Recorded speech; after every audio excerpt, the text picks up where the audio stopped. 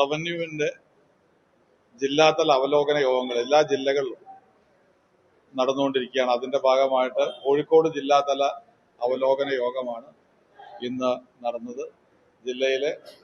ജില്ലാ കളക്ടർ ഉൾപ്പെടെ ജില്ലയിലെ റവന്യൂ വകുപ്പിന്റെ ഡെപ്യൂട്ടി കളക്ടേഴ്സ്, അതുപോലെ തന്നെ തഹസിൽദാർമാർ, ഡെപ്യൂട്ടി തഹസിൽദാർ തുടങ്ങിയ ജില്ലയിലെ ഉദ്യോഗസ്ഥരുടെ മീറ്റിംഗ് ഇന്ന് 2 മണിക്ക് ആരംഭിച്ചു.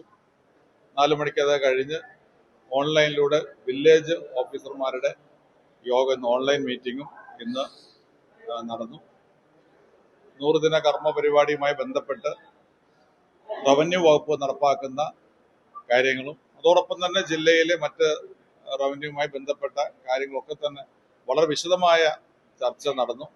ഇതുവരെ നടന്ന കാര്യങ്ങൾ, ഭൂമിയുമായി ബന്ധപ്പെട്ട കാര്യങ്ങൾ, റവന്യൂവുമായി ബന്ധപ്പെട്ട കാര്യങ്ങൾ, നികുതികൾ ലഭിക്കേണ്ടതുമായി ബന്ധപ്പെട്ട കാര്യങ്ങൾ, എല്ലാ കാര്യങ്ങളെക്കുറിച്ചും വളരെ വിശദമായ ചർച്ച നടന്നു.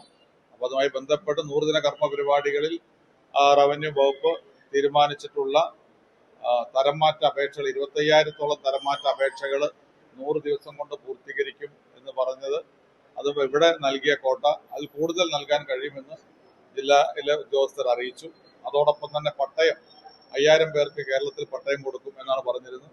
കോഴിക്കോടും അവർക്ക് നൽകിയിട്ടുള്ള കോട്ടയിൽ കൂടുതൽ അവർക്ക് നൽകാൻ കഴിയും, കൂടുതൽ പട്ടയങ്ങൾ നൽകാൻ കഴിയും എന്ന് അറിയിച്ചിട്ടുണ്ട്.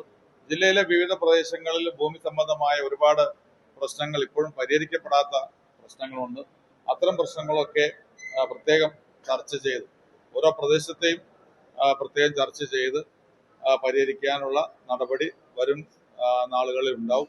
അതോടൊപ്പം തന്നെ പട്ടയം നൽകുന്ന കാര്യത്തിൽ മത്സ്യത്തൊഴിലാളി മേഖലയിൽ, തീരദേശ മേഖലയിൽ പട്ടയം കൊടുക്കുന്ന കാര്യത്തിൽ വീഴ്ച വരുത്താതെ എത്രയും പെട്ടെന്ന് അവർക്ക് അവിടെ നൽകാനുള്ള പട്ടയങ്ങൾ മത്സ്യത്തൊഴിലാളി മേഖലയിൽ നൽകുവാനും, അതുപോലെ തന്നെ മലയോര മേഖലകളിൽ, ആദിവാസി മേഖലകളിൽ പട്ടയം ലഭിക്കേണ്ടവർക്ക്, SC മേഖലയിൽ പട്ടയം ലഭിക്കേണ്ടവർക്ക് 5 സെന്റ് 10 സെന്റ് ഭൂമിക്ക് പട്ടയം ലഭിക്കേണ്ട ഒരുപാട് കേസുകളുണ്ട്.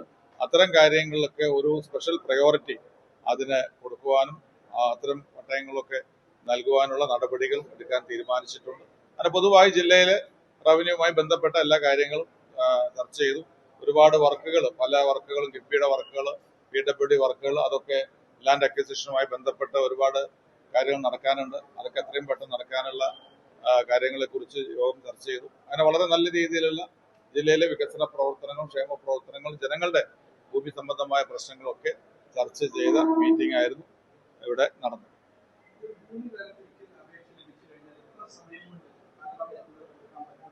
ഭൂമി തരംതിരിക്കല്ല, ഭൂമി തരം മാറ്റായിരിക്കും ഇപ്പോഴത്തെ ഒരു സ്ഥിതി. ഞങ്ങൾ ഈ 100 ദിന കർമ്മ പരിപാടിയിൽ ഇതെടുക്കാനുള്ള ഒരു കാരണം, ഇപ്പോ ഏതാണ്ട് 2.5 ലക്ഷത്തോളം അപേക്ഷകൾ പെൻഡിങ്ങിലാണ്.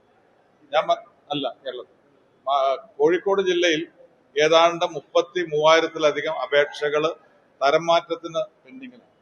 അതുകൊണ്ടാണ് 100 ദിനം കൊണ്ട് 25,000 എന്നാണ് ഞങ്ങൾ ടാർഗറ്റെങ്കിലും അതിൽ കൂടുതൽ അച്ചീവ് ചെയ്യാനുള്ള ഒരു ശ്രമം ഉണ്ടാകും. ഇത് വളരെ പ്രധാനപ്പെട്ട കാര്യമാണ്. 5 സെന്റ് ഭൂമി തരം മാറ്റി കിട്ടിയെങ്കിൽ മാത്രമേ ലൈഫ് മിഷനിൽ ഒരു വെച്ച് പണം കിട്ടിയവർക്ക് വീട് വെക്കാൻ കഴിയൂ എന്നുള്ള സാഹചര്യം വരെയുണ്ട്. അപ്പൊ ഞങ്ങൾ ഫോക്കസ് കൊടുക്കുന്ന 5 സെന്റ് 10 സെന്റ് 15 സെന്റ് വരെയുള്ള സാധാരണക്കാർക്ക് വീട് വെച്ചു കൊടുക്കുന്ന കാര്യത്തിൽ ലിബറൽ ആയിട്ടുള്ള സമീപനം എടുക്കാനാണ് തീരുമാനിച്ചിട്ടുള്ളത്. 100 ദിവസം കൊണ്ട് പരമാവധി തരംമാറ്റ അപേക്ഷകൾക്ക് തീർപ്പുണ്ടാക്കും. 2.5 ലക്ഷം എന്നുള്ളത് ഒരു പരിധിവരെ നല്ല രീതിയിൽ കുറച്ചു കൊണ്ടുവരാൻ കഴിയും. പല രീതിയിലും ലഭിക്കുന്ന ഭൂമിയുണ്ട്. ആ ഭൂമിക്ക് കാലപരിധി ഉണ്ട്. ആ കാലപരിധി കഴിഞ്ഞെങ്കിൽ മാത്രമേ സ്വാഭാവികമായും മറ്റ് ക്രയവിക്രയങ്ങൾ, അതായത് ഭൂമി വിൽക്കാനോ അല്ലെങ്കിൽ പണയപ്പെടുത്താനോ കഴിയുന്ന സാഹചര്യമുള്ളൂ. അപ്പൊ അത്തരം കാര്യങ്ങളിൽ പഴയ കാലം ഏതാണ്ട് 19 വർഷമൊക്കെയുള്ള പലതും ഉണ്ടായിരുന്നു. അത് 12 വർഷമാക്കി ചിലതൊക്കെ ചുരുക്കിയിട്ടുണ്ട്. അത്തരം കാര്യങ്ങളിലും പ്രത്യേകം പരിശോധിച്ച് കൂടുതൽ ബുദ്ധിമുട്ടില്ലാതെ ഭൂമി ലഭിച്ചു കഴിഞ്ഞാൽ ഭൂമിയുടെ അവകാശം അവർക്ക് തന്നെ പൂർണ്ണമായും ലഭിക്കത്തക്ക രീതിയിലുള്ള കാര്യങ്ങളെ കുറിച്ച് ഗവൺമെന്റ് ആലോചിക്കുന്നു. ഉപാധിരഹിതമായ പട്ടയം എന്നാണ് നമ്മൾ അതിനെ കുറിച്ച് പറയുന്നത്. ഇപ്പൊ പലരും നമ്മൾ ഭൂമി കൊടുത്തു കഴിഞ്ഞാൽ ആ ഭൂമി വിൽക്കണോ വേണ്ടയോ തീരുമാനിക്കേണ്ട അവകാശം വ്യക്തിക്കുണ്ട്. പക്ഷെ നിലവിലുള്ള സംവിധാനത്തിൽ വെച്ച് അത് വിൽക്കാൻ കഴിയാത്ത സാഹചര്യമുണ്ട്. സതുദ്ദേശത്തോടു കൂടിയാണ് ചെയ്യുന്നെങ്കിലും കൊടുക്കുന്ന ഭൂമിയുടെ മുകളിൽ ഒരു കൺട്രോൾ വീണ്ടും വരികയാണ്, ഒരു നിയന്ത്രണം വരികയാണ്. അത് ഇന്നത്തെ ഒരു കാലഘട്ടത്തിൽ അത് വേണോ വേണ്ടയോ എന്ന് പരിശോധിക്കേണ്ട സമയമായി എന്നാണ് റവന്യൂ വകുപ്പ് ആലോചിക്കുന്നത്. നിർബന്ധമായും അത് ആലോചിക്കും. ഒരാൾക്കൊരു ഭൂമി കൊടുത്തു കഴിഞ്ഞാൽ ആ ഭൂമിയുടെ സമ്പൂർണ്ണമായ അധികാരം അയാൾക്ക് ഉണ്ടാവുക എന്നുള്ളത് പ്രധാനപ്പെട്ട കാര്യമാണ് ഇന്നത്തെ ഒരു കാലഘട്ടത്തിൽ. പക്ഷെ പല കാരണങ്ങൾ കൊണ്ടും അതിൽ ചില നിയന്ത്രണം വെച്ചിട്ടുണ്ട്. അത് പുനഃപരിശോധിക്കുന്ന കാര്യം കൂടി ഗവൺമെന്റ് ആലോചിക്കും.